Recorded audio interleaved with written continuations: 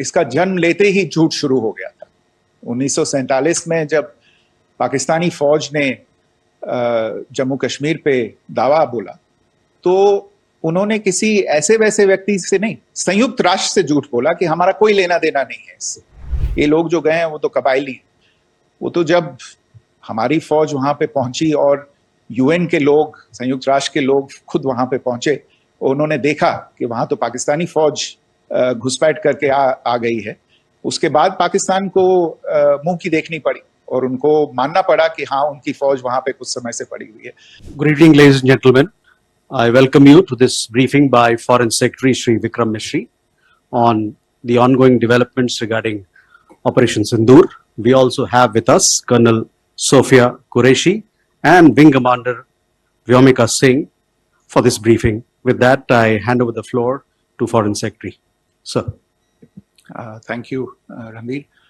Good evening. Thank you all for joining for this briefing.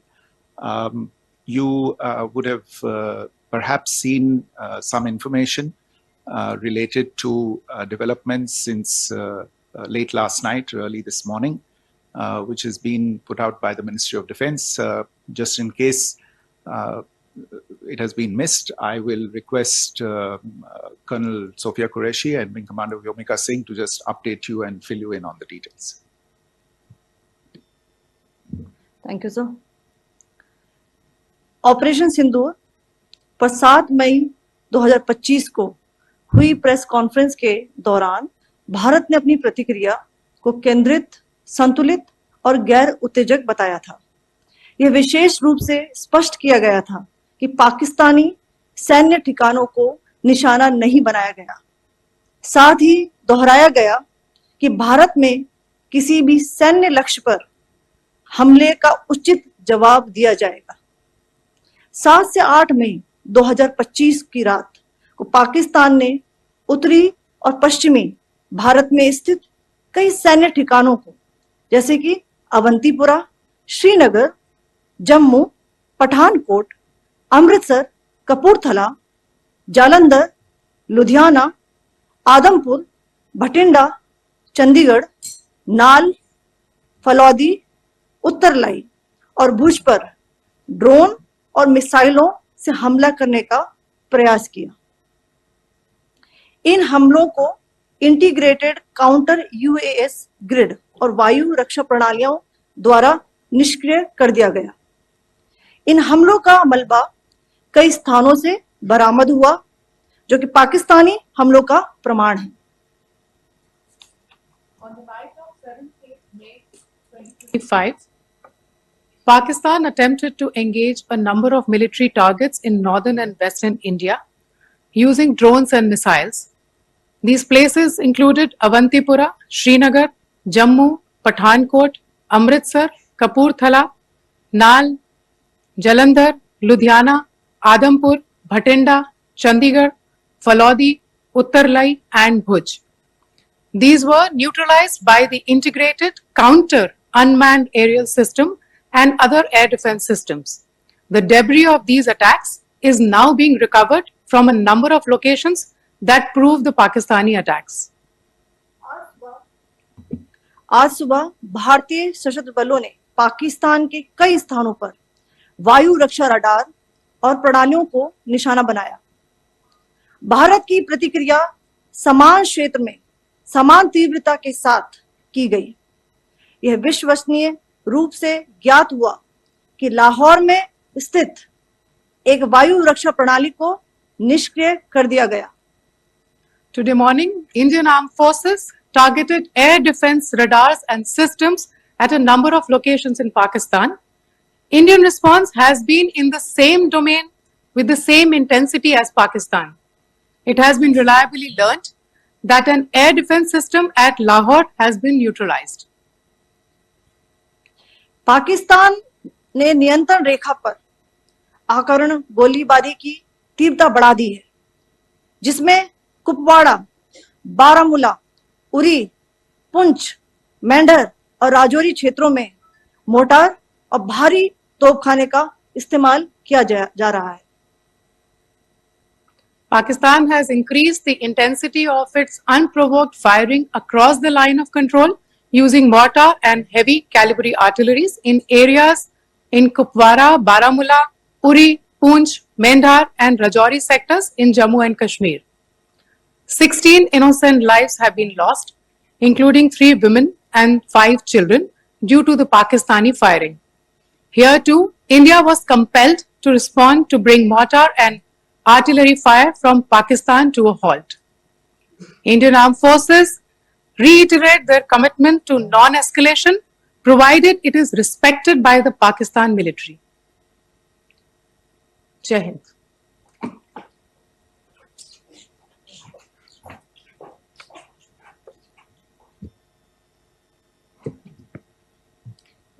Thank you. Friends, this is, as I said, further to the briefing that was provided yesterday and some of the updates that have been just provided by Colonel Qureshi and Wing Commander Singh. I thought that we would just put some of the aspects related to the events that started on 22nd April with the barbaric terror attack in Pahalgam into further context, because there is a certain amount of commentary that has happened with regard to the events since then. And more than the commentary, there has been a lot of disinformation that has been directed at us from across the border. So a few things that I would like you to keep in mind. First of all, there is mention on all sides of escalation. I think the first point that you have to keep in mind is the attack of 22nd April in Pahalgam is the original escalation. ये जो सिलसिला है जो हम देख रहे हैं आज की घटनाओं को लेके, ये 22 अप्रैल के पहलगाम के हमले से शुरू हुआ है. एस्केलेशन वहां पे हुआ है और उस एस्केलेशन का जवाब भारतीय सेना ने, भारतीय फौज ने कल अपने एक्शन से दिया है. Secondly, I want to invite your attention to the involvement of the group calling itself the Resistance Front in these attacks. I pointed this out yesterday that this is a group that is a known front for the well-known Pakistan-based terrorist organization, Lashkar-e-Taiba. The group has been reported earlier. I mentioned to you about the Indian authorities providing information to the UN 1267 Sanctions Monitoring Committee. And in fact, we are going to be meeting with the team again very soon, and we will be providing an update to the information that we have provided earlier. But what is interesting, दिलचस्प बात यह है कि संयुक्त राष्ट्र की सुरक्षा समिति में जब पहलगाम के हमले को लेके एक प्रेस वक्तव्य जारी करने की बात चल रही थी, तो आप सोचिए किस देश ने टीआरएफ का, द रेजिस्टेंस फ्रंट का उसमें मेंशन किया जाना, उसको अपोज किया, पाकिस्तान ने. This was after the fact that the TRF claimed responsibility for this attack not once but twice, within a few hours after the incident on the 22nd of April, and then again on the morning of 23rd April. And it is perhaps only after the full gravity of the incident was realized by its masters and handlers across the border that it was managed to back off from this claim. Obviously, that retraction doesn't convince anybody. तीसरी चीज जो मैं आपसे कहना चाह रहा था, और कर्नल कुरैशी और विंग कमांडर सिंह ने कल भी बड़े स्पष्ट शब्दों में और आज भी आपसे ये बात साझा की है. जो भारतीय रिस्पॉन्स है वो नॉन एस्केलेटरी है. precise है, सटीक है, measured है और considered है. Our intention has not been to escalate matters. We are only responding to the original escalation, as I said, and our response has been targeted, precise, controlled, and measured. Only no military targets have been selected. Only terrorist infrastructure in Pakistan has been hit. Now, there are, as I said, a number of issues that have been raised in commentaries, and there's a lot of, as I said, unfounded disinformation and fabrication that has come from across the border. And I would just like to use this opportunity to set the record straight on some of these issues. The first of these is Pakistan trying to wash its hands off any and all involvement with terrorism. I think the Pakistani information minister said there are no terrorists in Pakistan. And I think he was challenged on that in the television program that he was appearing on. But even if I partially repeat myself from yesterday, I think Pakistan's reputation as the epicenter of global terrorism is rooted in a number of instances where concrete evidence is available, not just to India, but to governments and authorities and agencies around the world. There are several terrorist attacks around the world where Pakistani fingerprints have been found. I don't need to belabor the point with regard to this audience about where Osama bin Laden was found and who called him a martyr. Pakistan has also for decades pursued cross-border terrorism into India with impunity. And as I said yesterday also, in order to deliberately mislead the international community, they claimed that the terrorist Sajid Mir was dead. They came under pressure, and Sajid Mir was then brought back to life, arrested, and is now apparently in Pakistani custody. Pakistan is also home to a very large number of UN proscribed as well as UN proscribed terrorists, as well as terrorists proscribed by a number of other governments in the world, including, of course, the Lashkar-e-Taiba and the Jaish-e-Mohammed, as well as their leaders, Masood Azhar and Hafiz Mohammed Saeed. आपने देखा होगा हाल ही में पिछले ही कुछ दिनों में पाकिस्तान के रक्षा मंत्री और उनके पूर्व विदेश मंत्री दोनों ने इस बात को माना है कि पाकिस्तान का ऐसे ग्रुप्स के साथ जो रिश्ता है वो क्या रहा है. Both the defense minister and the former foreign minister of Pakistan, I think they've done a more eloquent job of this than I could ever do in terms of describing their country's implication in international terrorism and their involvement in housing these kinds of groups. दूसरा जो विषय है वो है पाकिस्तान का जो एक दावा है कि एक इंटरनेशनल impartial investigation होना चाहिए, एक joint investigative committee होनी चाहिए. These calls for jointly investigating this heinous and barbaric attack in Pahalgam. Again, I think you know the history well on this. You know the track record well, and it is not a bright track record insofar as Pakistan is concerned.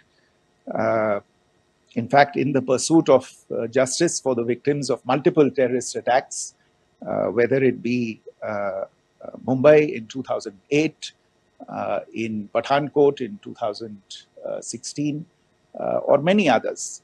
But in particular for these two attacks, India had offered to cooperate. India provided forensic evidence and urged Pakistan to bring the perpetrators of these attacks to justice. We, in particular, with regard to the Mumbai attacks of 2008, where a Pakistani Lashkar-e-Taiba terrorist was captured alive, India provided extensive information and evidence related to the involvement of Pakistani terrorists in this attack. Cases were registered, but you are all aware that these cases have not progressed, despite the formation of judicial teams, etc. And Pakistan has consistently stonewalled all efforts to move the investigation along. In fact, with regard to the Pathankot attack as well, a joint investigative team was formed. We gave access, unprecedented access, I should say, to Pakistani team to the site of the attack. Details of call records data and DNA, etc., were shared with Pakistan. We had shared with them details related that we had been able to access to the addresses of terrorists. We presented evidence against the office bearers of Jaish-e-Mohammed who had conspired in the attack, and the handlers of the terrorists who facilitated them and guided them in. But there has been no movement on this. So in all of this, I think the experience has not been positive, and it certainly doesn't give us the confidence now to take at face value Pakistani assertions of wishing to participate in a joint investigation. These are just delaying tactics. These are just stonewalling tactics. And in fact, there is reason to believe that Pakistan uses the evidence that we provide only to cover its tracks and, in fact, defend the terrorists who we are looking for and obstruct the path of investigation. A third point that I wanted to address was the claim that only civilians were killed in the strikes on the 7th of May. We have made the point very clearly that all attacks on the morning of 7th May were against carefully selected terrorist infrastructure, terrorist targets.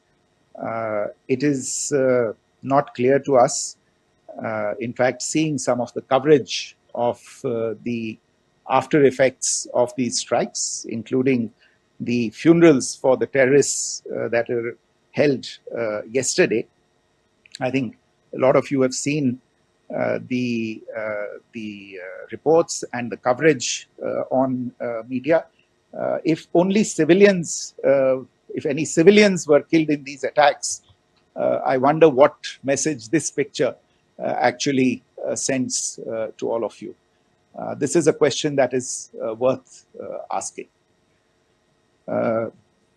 It's also odd that the funerals of civilians are carried out with the coffins being draped in Pakistani flags and state honors being accorded. As far as we are concerned, the individuals eliminated at these facilities were terrorists. Giving terrorist state funerals may be a practice in Pakistan. Doesn't seem to make much sense to us. Pakistan has also claimed that India deliberately attacked religious sites. This is completely false again. I have made it clear that the targets were terrorist infrastructure, terrorist facilities, and locations connected clearly with incidents of cross-border terrorism into India.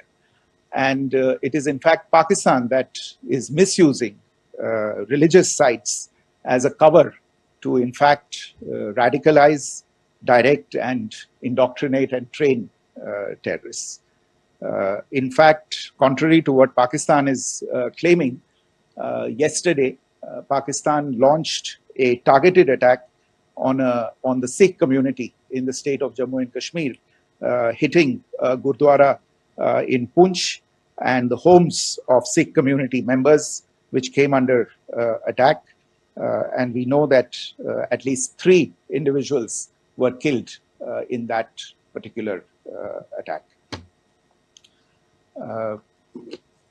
Pakistan is also making attempts to, in fact, just to add to this point, the retaliatory action that Pakistan has taken, in fact, is impacting civilians. I showed you the picture of the Gurdwara and the Sikh community members who were killed in this. There are other civilians also who've been killed and injured in these attacks. In fact, since yesterday morning, a total of 16 civilians have been killed and 59 others have been injured in the attacks by Pakistan. Not only this, Pakistan is also making attempts as part of its disinformation campaign to paint our action with regard to cross-border terrorism through the communal angle. If that is the issue, then I think I can do no better than to cite or point you in the direction of the Pakistan Army Chief's speech of 16 April 2025. I think that is the last word in communal rhetoric. And in the Pahalgam attack itself, you are aware of the kind of religious profiling that was done there. And perhaps there is a linkage between these two events. I can only say that these nefarious designs will not be allowed to succeed in India. And it is to be noted that people from all faiths, all religions, all regions in India have unequivocally, not just in India, but around the world, have condemned these attacks. The Pakistani claims of now responding to India's strikes of the 7th of May. As I said right at the outset, it is India which is responding. The original escalation was by Pakistan on the 22nd of April. We are the ones who are responding to that escalation with the action that was taken yesterday morning. And again, I would like to emphasize that the action was restrained. It was directed towards non-civilian, non-military targets and confined to terrorist camps. And again, as we have been saying since yesterday, any further action by Pakistan, some of which we are seeing today, is nothing but escalation by Pakistan now, once again, and will be responded to and is being responded to appropriately.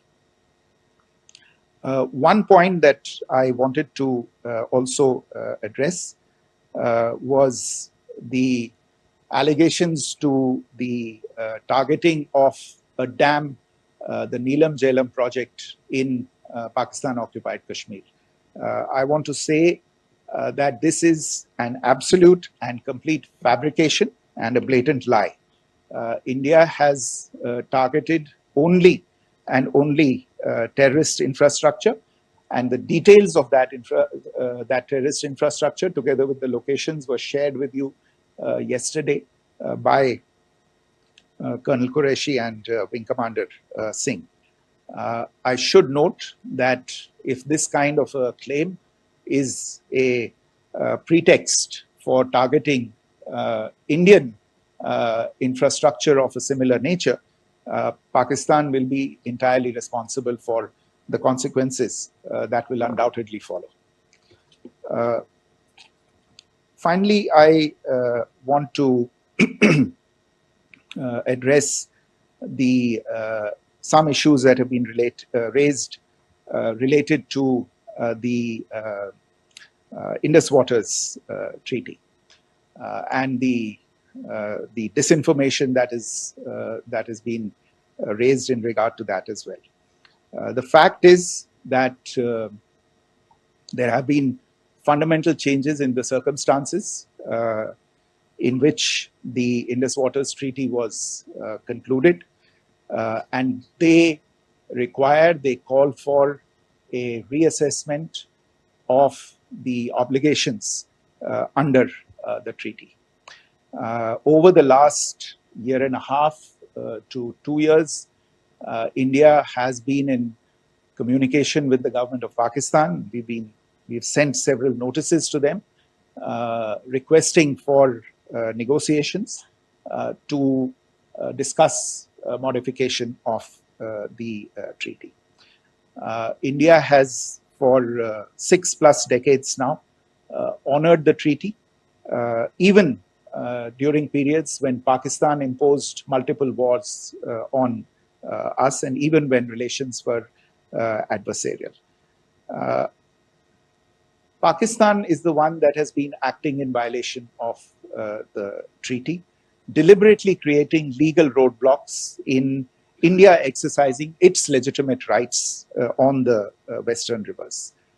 Any projects that India sought to build on the eastern rivers, and even on the western rivers, which we are allowed to by the treaty, were always challenged by Pakistan, thereby hampering our rights to utilize our legitimate waters under the treaty. In fact, if you see, the preamble of the treaty itself states that the treaty was concluded in a spirit of goodwill and friendship. Mark those words, concluded in a spirit of goodwill and friendship. ये भारत का धैर्य और भारत की सहनशीलता है जो 65 साल से हम इतनी प्रोवोकेशन के बावजूद इस ट्रीटी को निभा रहे हैं. However, as has been made clear earlier as well, Pakistan has not responded to our requests to enter into negotiations for a reassessment of the obligations under the treaty. A number of conditions have changed. This is a treaty that was based on the engineering techniques of the 50s and the 60s. We are living through the first quarter of the 21st century. Technological changes and technological advancements have to be taken into account. There are demographic changes. There are climate changes that have taken place. There is the imperative of clean energy. And of course, the terrorism that Pakistan has wreaked in the state of Jammu and Kashmir itself has hampered India's ability to exercise its rights under the treaty. Pakistan's persistent refusal to respond to our requests to enter into government-to-government negotiations on the modification of the treaty is, in a sense, itself a violation of the treaty. And therefore, India has taken the step of putting the treaty in abeyance until Pakistan abjures irrevocably its support for cross-border terrorism. Maybe I'll stop there. I mentioned earlier yesterday as well that this is an evolving situation. I would therefore ask all of you to be considerate and restrained. It will not be possible for us or my colleagues from the armed forces to share operational details at this point in time. Beyond that, if you have any questions, may I have time for only a few, and I'll try to answer those questions. Okay, I give the floor to Rishabh. On Secretary, good evening. This is Rishabh from Times Now. I just wanted to understand, as per the press release that has been released earlier today, it says that we have successfully hit at the air defense of Lahore. Does it give our forces a better chances if in case of further escalation? And are there other air defense places as well at strategic location that were targeted? Rishabh, you are violating the first rule that I set out at the end of my remarks. The press release that has been issued by the Ministry of Defense today speaks for itself. It is related to operational matters. It's been released by the Ministry of Defense. As more information becomes available, it will be released at the appropriate time. Once again, please don't go into operational details at this point in time, because this is a constantly evolving situation. Yeah, go ahead. Foreign Secretary Smita Sharma, just wanted to ask, the Pakistani Minister Ishaq Dar in an interview has claimed that the national security advisors of India and Pakistan have spoken to each other. If you could confirm or deny, and is complete severance of diplomatic ties with Pakistan also on the table? I have no information with regard to contacts between the two national security advisors. Insofar as diplomatic relations are concerned, you've seen the steps that were announced in response to the following the meeting of the Cabinet Committee on Security on the 23rd of April. There are no further steps that are under consideration at this moment in time. Here, go ahead. Foreign secretary, मेरा नाम मनीष है, मैं TV9 Bharatvarsh से हूं, और आपने खुद ही बताया कि कितना मिस इन्फॉर्मेशन क्रॉस बॉर्डर से आ रहा है, बल्कि ऐसा लग रहा है जैसे पाकिस्तान के प्राइम मिनिस्टर और डिफेंस मिनिस्टर तक भी प्रोपेगेंडा करने में मिस इन्फॉर्मेशन में आ गए हैं। वो कई बार तो ये तक दावा करते हैं कि हम 3 राफेल हमने गिरा दिया, इतने हमने मिग गिरा दिए, और जब उनसे पूछा जाता है तो वो कहते हैं कि सोशल मीडिया में हमने ये सब चीजें देखी थी। तो अगर आधिकारिक तौर पर अगर आप कुछ कह सकें इस पर, ताकि उन्हें भी समझ में आए कि इस तरह के प्रोपेगेंडा नहीं चलने वाला है। देखिए, जब सही समय होगा तो आधिकारिक तौर पे इसके बारे में सूचना मिल जाएगी, लेकिन जो आपका प्रश्न है कि प्रधानमंत्री और उप प्रधानमंत्री और विदेश मंत्री, उनके रक्षा मंत्री इस तरह की बातें कर रहे हैं, तो इसमें अचरज की कोई बात नहीं है। आखिरकार ये एक देश है जिसने अपना इसका जन्म लेते ही झूठ शुरू हो गया था। 1947 में जब पाकिस्तानी फौज ने जम्मू कश्मीर पे दावा बोला, तो उन्होंने किसी ऐसे वैसे व्यक्ति से नहीं, संयुक्त राष्ट्र से झूठ बोला कि हमारा कोई लेना देना नहीं है इससे। ये लोग जो गए हैं वो तो कबायली, वो तो जब हमारी फौज वहां पे पहुंची और UN के लोग, संयुक्त राष्ट्र के लोग खुद वहां पे पहुंचे, उन्होंने देखा कि वहां तो पाकिस्तानी फौज घुसपैठ करके आ गई है। उसके बाद पाकिस्तान को मुंह की देखनी पड़ी और उनको मानना पड़ा कि हाँ, उनकी फौज वहां पे कुछ समय से पड़ी हुई है। तो ये जो यात्रा है एक तरह से 75 साल पहले शुरू हो चुकी है। तो I am not surprised that this kind of disinformation is being indulged in. Yeah, Siddhant. So Siddhant from Beyond. So we have seen a lot of negative comments coming from the Pakistani military of escalation.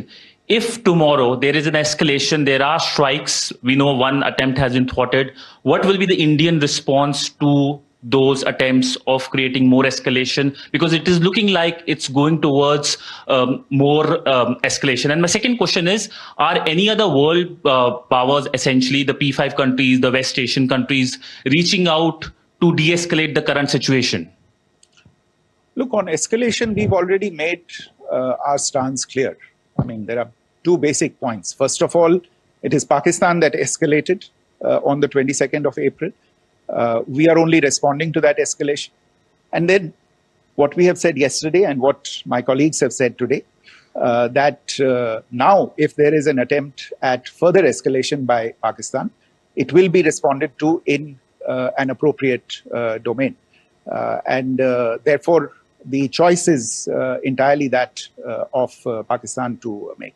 As to your second question, I don't think I can do better than to point you in the direction of the statements that are being made from practically every chancellery in the world and the sentiment that they are carrying.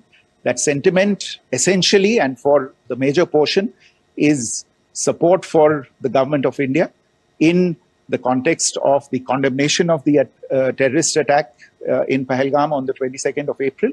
There is wide recognition of the government of India's right to respond to these attacks in self-defense, and of course a desire to ensure that there is not further escalation. I think these statements speak for themselves. Yeah. Sir, this is Mosami from India Today. Now, in the all-party meeting, we have learned that the defense minister has said that, in the operations in Sindoor, almost 100 terrorists were killed. Would we have any details about what is the number like, and also about if there were any big faces, masterminds, terrorist masterminds who were in fact killed? There is also a report that Masood Azhar's family's 10 members have been killed, and Rauf Asghar, who was actually the mastermind of Pulwama, he's also been badly, severely injured. I don't have information at this point in time to share with you on these issues. But as I said, I think, there is so much information out there on television, in the news media, in social media, that it sometimes looks like a long time has passed since this. Please understand that slightly over 36 hours only have passed since this operation was undertaken. Let us have some patience. Information will come out and will be shared in due time. Shruti. Thank you, Foreign Secretary. Shruti Ranjan from Bloomberg. Sir, could you give us any understanding whether India has moved the IMF or the World Bank to kind of, sensitize them about the the bailout that Pakistan has, and the kind of stuff that the Pakistan government is doing? Look, we have an executive director at the IMF. Tomorrow there is a meeting of the board of the IMF, and I'm sure that our executive director will put forward India's position. The decisions of the board are a different matter. The process through which they are made. But I think the case with regard to Pakistan should be self-evident to those people who generously open their pockets to bail out this country. And since you are from Bloomberg, I think you would have the data on how many IMF bailout programs have been, very good, thank you, have been sanctioned in the space of the last 3 decades. And I think you would also have an idea of how many of those programs have actually reached successful conclusion. Probably not many. So I think this is a decision that board members have to take by looking deep within themselves and looking at the facts. So we can, one last question, sir. Yeah. One last question. Foreign Secretary, I'm Siddhant from CNN News 18. I would like to know, since it's an opportunity to speak to you, I would like to know the response coming from United States since last 3 weeks. Saudi Arabia, Qatar. In fact, Prime Minister Modi spoke to Qatar before the strikes that evening. Perhaps how do you read the support coming from these countries? Perhaps traditionally they were seen on the other side. This time around, their statements are strong worded. In fact, India-Saudi joint statement also had a very strong condemnation, strong worded condemnation. United States at all level have condemned the attack and have extended support. In fact, Saudi Deputy Foreign Minister is in India. He just met EMS Jaishankar. Also, if you could shed some light on his visit, his meeting with EMS Jaishankar. In fact, we have also been told that he met Prime Minister Modi. Thank you. Look, all the countries that you named and many others, we have been in touch with them. The Prime Minister has spoken to a large number of world leaders. A large number of world leaders have called him, as have called the External Affairs Minister. As we speak, there are conversations going on today as well with world leaders. And your assessment or conclusion of the general tenor of these messages is very much on point. And I think this is a recognition of the fact, firstly, of the barbaric nature, the unprecedented nature and character and features of the attack in Pahalgam, and a recognition of India's right to respond to this. And also a recognition of the fact that in responding, we have been nothing but responsible and have done so in a restrained, in a measured, and in a non-escalatory manner. I think that counts for something. People have taken that into account, and that is what is explaining the kinds of reactions that we are seeing. And we appreciate the sentiments and the statements that have been made by the vast majority of world leaders. Yes, the Saudi Minister of State for Foreign Affairs is in Delhi. He had a meeting with the External Affairs Minister earlier today. I don't have further details at this moment, but if there are details, the ministry will share them at some point with you. Thank you. I think that's all we have time for today. We'll join you again soon. Thank you all. Thank you.